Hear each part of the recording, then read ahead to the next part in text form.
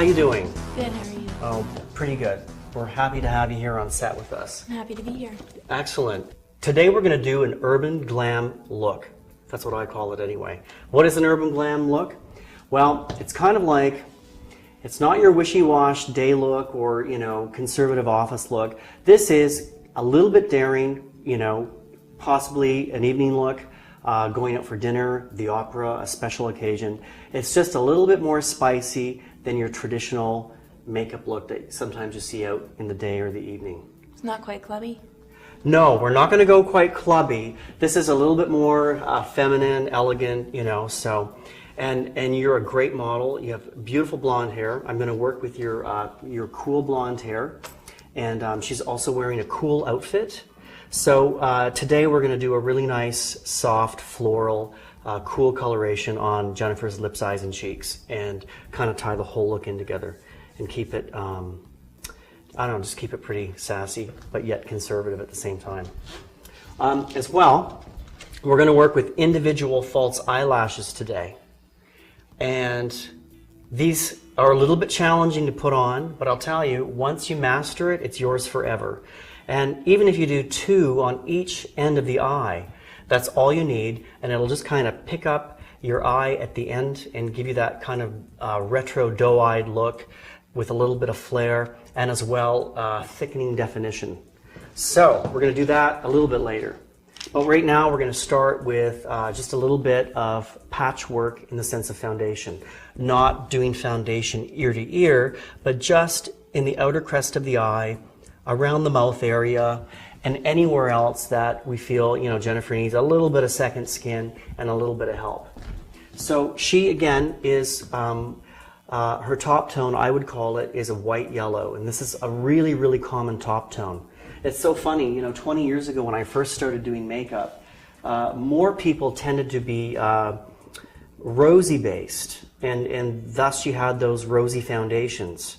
And some of them were really overly rosy, and you got that demarcation line. But today, I'm seeing a lot more of just beigey yellow top tones out there, and thank God manufacturers are addressing that.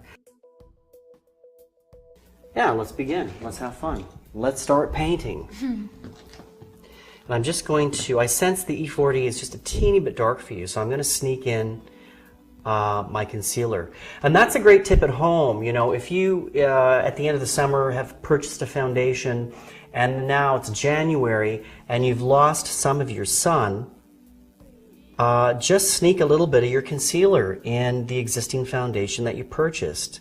And quite often, you can get away without buying another bottle.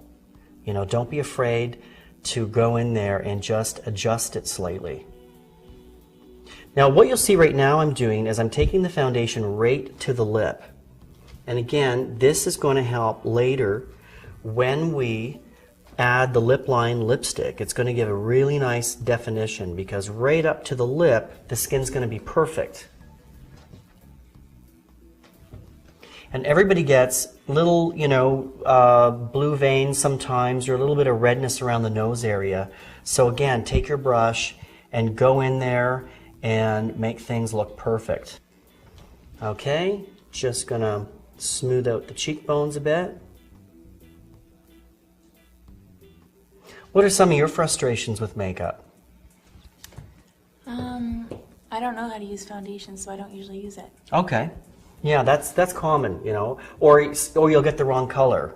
Somebody, you'll go to the department store and then somebody will sell you a color and it looks good in the store and you get it out there and it's not as good. It's different lighting in the store. Exactly. The lighting in most department stores contain a lot of yellow. So the foundation looks a little bit more yellow than you think. And then when you get out to the true daylight, you realize that it's less yellow than you anticipated, and sometimes people need more yellow, and therefore you get that pinky look or that line, that demarcation line. Okay, this is looking good. I'll just tie this off here, blend it out so we have more, less, none. And now I'm going to take my concealer brush. You know, I've been using the concealer brush a lot, so I just want to show you a variation. Why don't we use a sponge in the eye area?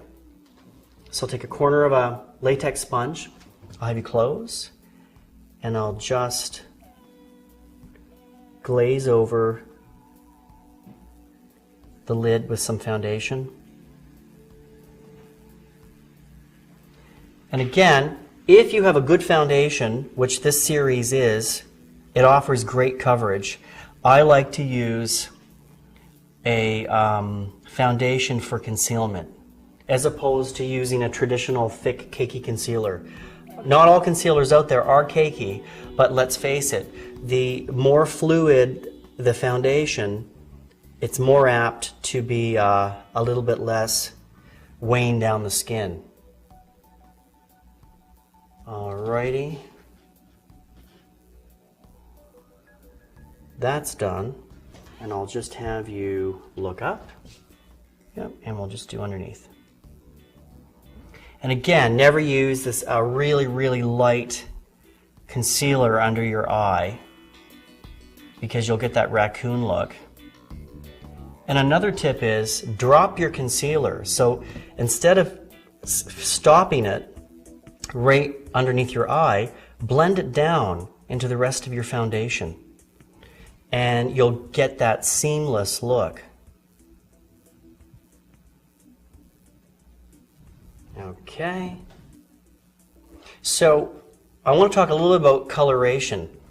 70% of the planet respond better to cool-based colors, which are blue-based colors. Blues, reds, blue-violet, pink, etc. So knowing this, there's a good chance that orange lipstick doesn't look good on you. And if you know this, it'll really start to help you think about what colors you should be purchasing. And I always tell my clients, work out your lip color first. Even though it's the last color we're going to put on Jennifer's face, I start to think about it the first, because your lip color, to me, is the most important color on your face. It's the most vivid, it's the most presented when somebody walks in a room. I could basically put any one of these colors on Jennifer, and as long as I had a charcoal, I could make it work. But you can't put any color on her mouth. It's just, you know, orange is not going to look good on her, and that's the bottom line. I sense Jennifer is a summer woman, which means she responds better to cool coloration, pastels or soft, cool colors. She's wearing a purple dress blouse right now, and it's even with a little bit of makeup she's wearing now, it's just all coming together, and she's starting to look quite coiffed. Okay. So, speaking of cool colors, let's do a traditional creamy pink highlight and a cheek glaze. Again, these are these active cheek colors. I'll just have you smile. These are these active cheek colors that everybody loves, that are quite popular nowadays. And, you know, it's just, and it's an extension of powdered blush. These are really refined, fresh colors that are available out there with many cosmetic companies.